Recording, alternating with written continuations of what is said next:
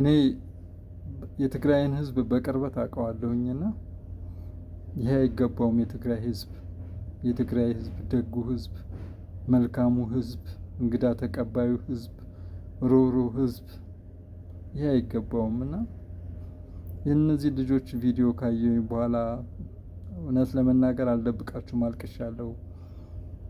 ወደ ፈጣሪ ጮህ ያለው ተረጋግቼ ነው አሁን እናንተ ጋር ቪዲዮ ማቀርበውና ይሄ ታታሪ ህዝብ፣ ይሄ ጠንካራ ህዝብ፣ ስራ የሚወድ ህዝብ ይሄ አይገባውም።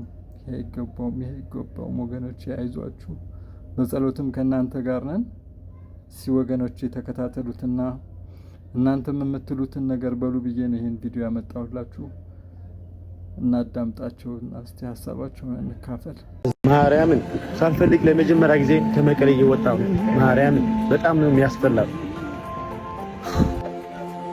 ቆቆኝ መሬት ድረስና ትግራይ መጽማማ ዘይት ደልካለ አልፊጻማ ትግራይ ልባማ ዛሬ ሃይ ስኩል ጓደኛዬ ደወለችልኝና መቀሌን ያለው ሰድማለችው አዲስ አበባ ነውና ሊዱዬ ጦርነት ተጀምሮ እንደ መቀሌ ውስጥ ብላ ጠየቀችኝ። እኔ ስራ ቦታ ውስጥ መጡ የመቀሌ ልጆች ነበሩና ጠየቅኳቸውና መቀሌ ውስጥ ጦርነት ስላለን የመጣ ነው አሉኝና ለምን እንደዛ ከሆነ ለምን አንቺ ሳትመጪኝ ብላ ጠየቀችኝ። ጥያቄው ያን ያህል አልተገረምኩም። ምናልባት በሰላምና ማህበራዊ ሚዲያ ላይ የሚሰሩ ልጆች ትንሽ ተጽዕኖ ቢያደርጉ ኖሮ ነገሮች ሊስተካከሉ ይችል ይሆን እንጃ አላቅም። ብቻ ግን ለሰላም መዘመር ለውጥ ያመጣም ብዬ ማስብ አይነት ሰው አይደለሁም። ግን የምር መቀሌ ውስጥ ምን እየተደረገ ነው ብላችሁ ለምትጠይቁ ወንድመቶቼ እኔ ልንገራችሁ፣ ስራ የለም፣ ህይወት የለም፣ ትምህርት የለም፣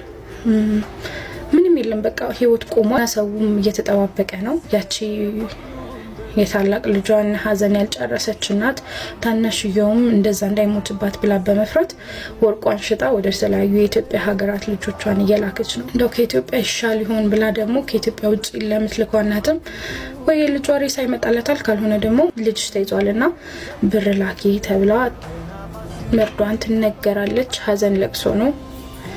በየቤተ ክርስቲያኑ ስትሄድ ምህላ ላይ ያለች እናት ናት። ቀረውን ልጇ እንዳታጣ ስጋት ላይ ናት። ምናልባት ግን የትግራይ እናት ውለታ ያለባችሁ ዛሬም ድረስ የትግራይ እናት ፍቅር በልባቸው ያለ ደጋግ ኢትዮጵያውያን ካላችሁ ምን እናርግ ከኛስ ምን ይጠበቃል ብላችሁ የምትሉኝ ከሆነ ኦርቶዶክስም እስላሙም በየሃይማኖቱ እዚህ ላለነው እዚህ ለቀረነው ወጣት ጸሎት ቢያደርግልን ሰላም ማጥቶ ችግርና መከራ ላይ ሆኖ ከሞቆ ቤቱ ወጥቶ ከእናቱ ተለይቶ ቤታቸው ከገፋቻቸው ምናልባት ከቤታችን ትሻላለች ብለው ስላመኑ ነው ወደዛ የመጡትና ባካችሁን መጠጊያ ሆናችሁ ነው ለሌላ የምፈልገው። እግዚአብሔር ያውቃል። አሁን ለመለወጥ ሳይሆን ጸሎታችን ለመኖርና ለሰላም ሆኗልና እግዚአብሔር ይስማን ነው የምለው። አመሰግናለሁ።